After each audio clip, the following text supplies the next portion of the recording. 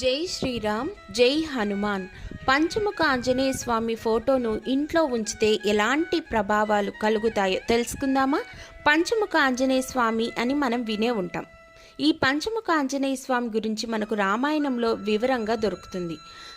రావణ యుద్ధం నందు రావణుడు మహీరావణుని సాయం కోరుతాడు. పాతాళానికి అధిపతి మహీరావణుడు. ఆంజనేయుడు ఏర్పాటు చేసిన వాలశయన మందిరం అనగా తోకతో ఏర్పాటు చేసిన మందిరం నుండి రామ లక్ష్మణులను మహీరావణుడు విభీషణుడి రూపంలో వచ్చి అపహరిస్తాడు. అది తెలుసుకున్న ఆంజనేయ స్వామి శ్రీరామ లక్ష్మణులను వెతకడానికి పాతాళానికి వెళ్ళిపోతాడు.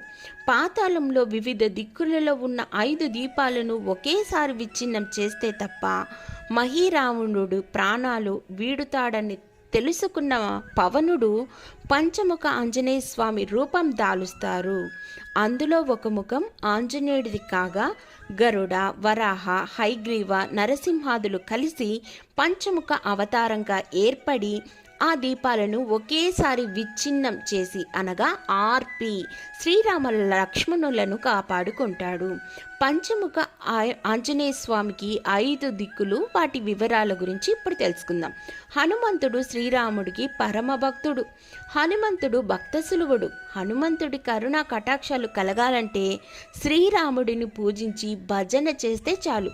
భజన చేస్తున్న ప్రదేశంలో హనుమంతుడు ఏదో ఒక అవతారంలో ఉంటాడు అని వేద పండితులు సైతం చెప్తున్నారు. అలాగే ఆంజనేయ స్వామి నవ అవతారాలుగా దర్శనం కూడా ఇస్తారు. ఆ నవ అవతారాలలో ప్రసన్నాంజనేయ స్వామి, వీరాంజనేయ స్వామి, విశంతి భుజ ఆంజనేయ స్వామి, పంచముఖ ఆంజనేయ స్వామి, అష్టాదశ భుజ ఆంజనేయ స్వామి, సువర్చల ఆంజనేయ స్వామి, చతుర్భుజ ఆంజనేయ స్వామి, ద్వాత్రింశ భుజ ఆంజనేయ స్వామి మరియు వానరాకార ఆంజనేయ స్వామి.